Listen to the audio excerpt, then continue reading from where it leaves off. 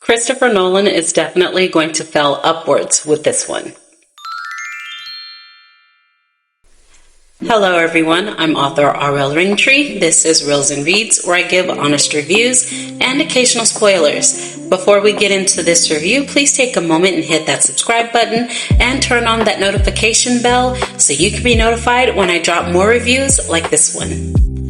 Christopher Nolan marketed the Odyssey as his own modern-day interpretation of the classic work by Homer.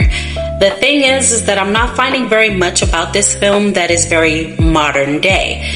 Now, that being said, I'm not going to hold it against him that I don't like his version of the story, because when it comes to adaptations or retellings of stories, whether real or fictional in this case, you have to give creative license. I want to see what it was about the Odyssey that Christopher Nolan resonated with, something that stuck with him, and what is the story that he wants to tell. This could be a story that wasn't told in Homer's Odyssey, and it could be just his version of telling that same story if Homer were alive today. So I am going to give a lot of creative license to whether or not I like the fact that he retold it in a way that I didn't like, but I am, however, going to critique him on how he told his story. So let's get into the review.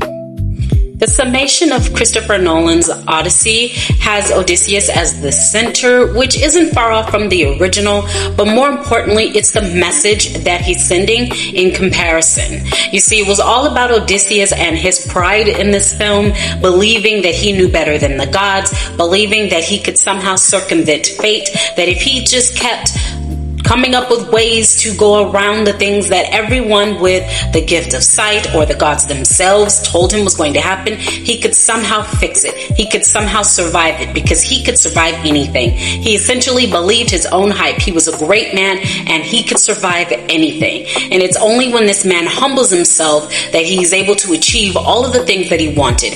We had a phrase for this in the early 2000s, and that was let go and let God. Jesus, take the wheel. Only we're talking about Zeus in this instance.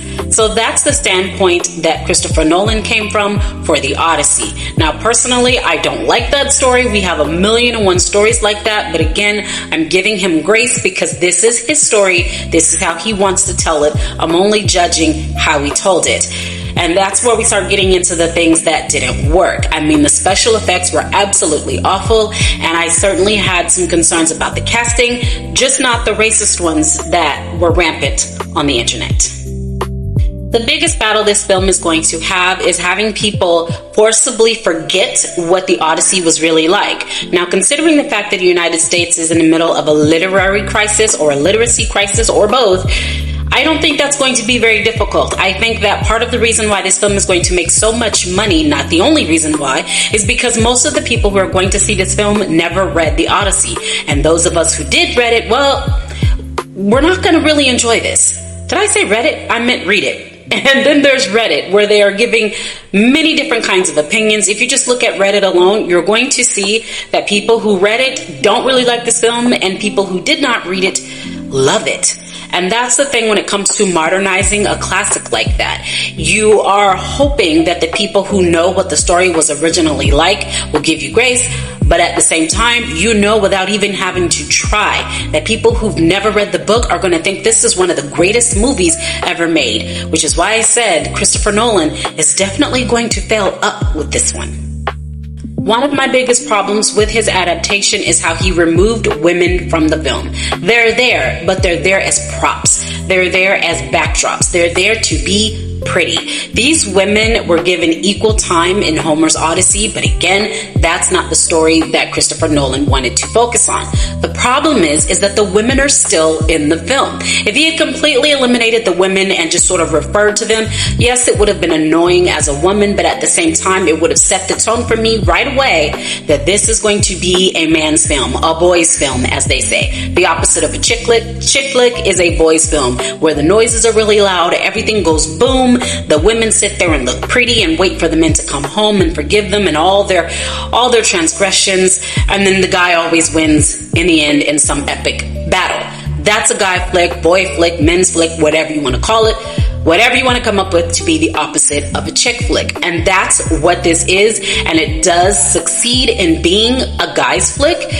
But for people like us who know what this film was based on, we really would have rathered he not do it. You cannot remove women from Homer's story. You cannot reduce Penelope to a woman sitting behind a screen the entire time when she was Odysseus's equal. You cannot reduce Calypso to a side piece that he fell in love with because he forgot who his wife was, and then she stands by looking beautiful as he casts away on his way back home. Calypso being reduced to someone who's just there to be Mufasa, remember who you are, Simba, was a little bit degrading. And then we have Helena Troy and Clytemnestra, both played by the same actress because they're supposed to be twin sisters.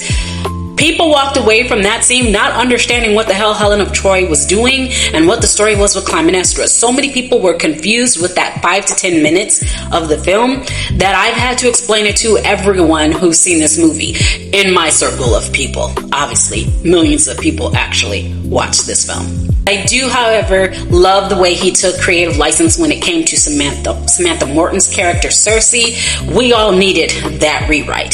So let's move on from the obvious failure of the Bechdel test with Christopher Nolan in all of his movies, except for Interstellar and Oppenheimer. And that was a stretch to get him to pass with those two. Let's move on to another area of critique.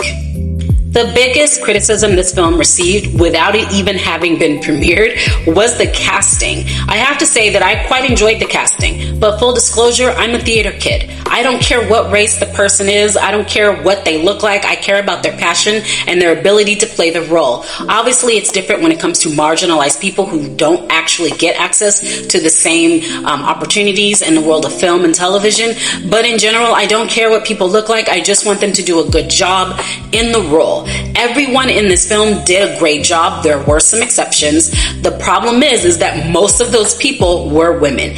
Anne Hathaway, Samantha Morton, Charlize Theron, Lupita Nyong'o. The women did the heavy lifting here, and they all had maybe about 5 to 10 minutes of screen time, with the exception of Penelope because she was the main female character. Then we have Robert Pattinson, who dwarfed everyone in that dining room, shall we say, in Ithaca. I mean, I felt bad for Robert Pattinson devoting so much to that role. You could see how much he was contributing and how little everyone else around him was able to rise to the challenge. Everyone did their best. I'm not saying that no one did. I'm just saying that you could clearly see who had the talent and who didn't. Tom Holland is someone that I truly enjoy dearly, but I think he's played an adolescent too many times in his career, because although this character is definitely an adolescent, you could definitely see the limitations of his range coming up next to even Matt Damon and Anne Hathaway, and that was unfortunate. That being said, his wife Zendaya has a similar issue, but slightly different. Zendaya's best acting happens when she has speaking roles, but being able to act silently or with minimal dialogue definitely is her weakness. Her facial expressions didn't match what she was saying. It looked like the sun was in her eyes the entire time. I didn't see a range of emotions with her facial expressions. To contrast that, we have Anne Hathaway and Charlize Theron, and you could definitely see the range of emotions moving across their face, whereas Zendaya had the same look through the entire film. I attribute 50% of that problem to Christopher Nolan, because he literally gave her nothing to do but look at Odysseus with a look of disappointment. So grace is definitely being given to her. Travis Scott is in this film, and I didn't recognize him. I don't really know Travis Scott other than his controversies, but I realized that after the fact, at the end of the movie, when I'm hearing rapping and then I see the name Travis Scott, and I realized, oh, you were that guy. You were the first person we saw in the film. I have to say, he was placed in the proper position. He wasn't distracting, again, unless you knew who he was. And speaking of distracting, let's talk about the fact that these were a lot of celebrities, big celebrities. See, had it just been a whole bunch of celebrities, some of them known, some of them unknown, this wouldn't have been as big of a deal. The thing is that we have powerhouse celebrities in roles that were reduced to almost nothing. And I feel really bad that I don't remember this actor's name, but he played JJ's husband in Criminal Minds, and he was in the Collector series, which I'm still waiting on another another episode or another sequel to that, to finish that out and make that a full trilogy. But he was actually in here and he didn't say a word. I'm just going to assume his role got reduced. But then there were people like, again, Charlize Theron, who basically only existed to help Odysseus remember. There were other major stars in here that really didn't get to speak much, that really didn't have much of a role, and it felt like such a waste, and that in and of itself became distracting. How do you have Oscar-nominated and Emmy-nominated actors and then you reduce them to at most 2 to 3 minutes? Lupita Nyong'o would be an example of that. Why did you put her in here knowing she barely had anything to say? In fact, she had less to say than Jon Bernthal, who basically gave us the Punisher and Shane, but in the time of Odysseus. Surely by now you've all heard that the special effects are shit, okay? I'm sorry. I know that this was supposed to be a big deal. This was supposed to be, I feel like, Gen X's Gladiator, and I feel like Gladiator surpassed this even if they were made at the same time. The Gladiator came up with special effects that we had never seen before. Gladiator did as much as it could to be historically accurate, although there were still some inaccuracies. This felt like Christopher Nolan had no concern for accuracies or inaccuracies, which kind of makes sense. It is a work of fiction, but definitely more time and care and thought and detail went into Gladiator, the original with Russell Crowe, than in this film. We're not going to talk about the second one. We all saw what happened with the second one. That being said, the special effects were absolutely terrible. I mean, the rock scene, when they're going between the rocks, and I do know that creature's name, I just can't think of it. I know it starts with an S. But her tentacles, if we want to call it that, like, are you kidding me right now? That, you could have kept that. Like, I didn't know what I was looking at. I didn't know if I was looking at a lizard creature or rocks. That's how bad those effects were. Now, I will give some credit to the Cyclops itself. It did look much better. The sound on that Cyclops was amazing, but it did look like the Cyclops was CGI, but I'm told that it definitely wasn't. So to have something that used practical effects look like it was completely CGI is most definitely a problem. However, the water scenes were absolutely beautiful. So I don't know what to tell you guys about the special effects, but they were pretty bad for a budget this big. As expected, Ludwig Göransson did not miss with the music. Even with the slightest little things like strumming a couple of notes on a guitar before Odysseus strums his bow was such a I won't say genius idea, but such an intelligent idea. I mean, it fit right in. I mean, the way he uses silence, ironically being a person who does the music for the film, using silence at the right time and using music at the right time, making it loud when it needed to be and not so much when it didn't, and using a certain style, a modern style of instruments to create this classic sound was definitely a plus. Ludwig gets no complaints from me when it comes to music.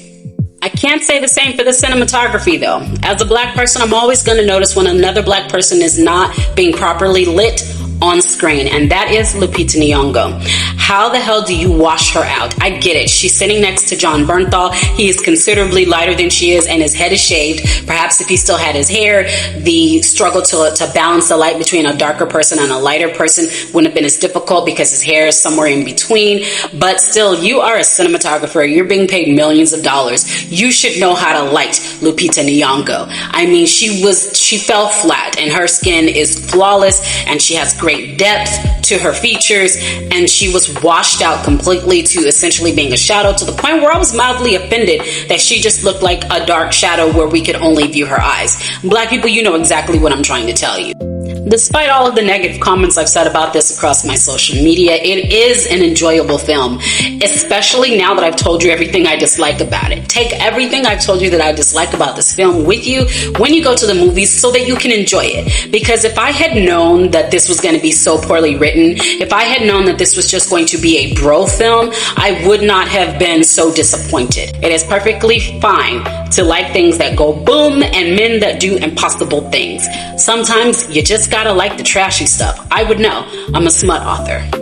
Now, before I get to the rating, let's talk about the different viewing experiences. Now, there are very limited IMAX theaters in the world right now, so for Christopher Nolan to film this in IMAX feels short-sighted, and I know that I'm kind of making a major assumption here, but if you don't have the attention to detail to think about the fact that most people will never get the opportunity to view your film in IMAX, then it makes me wonder if that's why the story is so sloppy and why so many other elements within this film are absolutely horrendous. But I can't make that assumption because I don't know how Christopher Nolan thinks. I'm not in his head. But I did manage to see IMAX Standard and 4DX. I'm going to tell you, if you can only afford to see this movie once, go with 4DX. Now it's time for my final rating. I always start off with 5 stars for every movie, and then people lose stars based off of the things that I didn't like. Right away, I took away a star for the sloppy writing. I mean, I wouldn't be surprised if this was AI slop. The story was just so elemental. It was something that an elementary school student could understand, and at times it contradicted itself. You have a man constantly screaming, "I want to go home, I want to go home," only to find out he never really wanted to go home in the first place. We couldn't hear what he was saying because his actions were speaking too loud. And Odysseus was a dumb jock, for lack of a better phrase. He was a dumb jock. Everybody, every mythical creature, mythical being, god, goddess, told this man to go home, that there was nothing he could do to save his crew, but he thought that he knew better. And as a woman, I'm kind of sick and tired of dealing with arrogant men thinking they know everything and they really know nothing. Like, I'm really tired of when stupid people think they're smart. And this movie was 3 hours of that. So again, the writing felt like slop to me, and I just had to take away a star for that.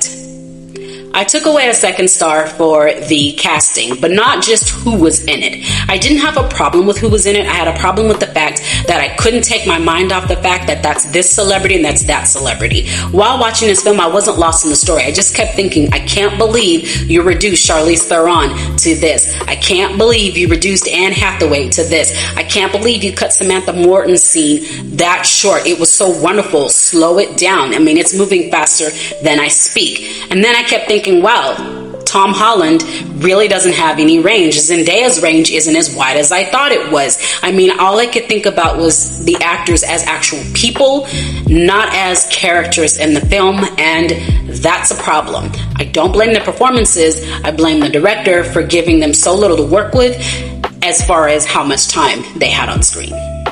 That leaves this film with 3 solid stars. No matter what I said, I think you guys should watch it. Even if you're a feminist, even if you don't like any of the things that I said, go give it a watch. Go have a good time. Enjoy yourself, assuming you can afford to do so. If you can't afford to go to the movies, stay home and watch this on TV. You lose nothing when it comes to special effects, visuals, beauty of it all. You're not losing anything. I promise you, you're not losing anything. This is nowhere as good as Gladiator that came out decades ago, and they were still discovering new technology. Now, when I go back and I look at Gladiator, I can see like, whoa, we've come a long way, but I would still rather watch that again in a theater than this.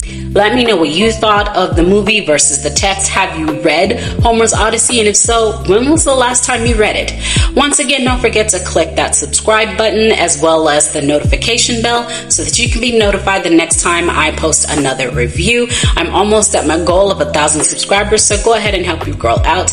Of course, you can click on my profile and see where you can purchase my books. I do have several books coming out at the end of the year. That's why your girl is just so tired.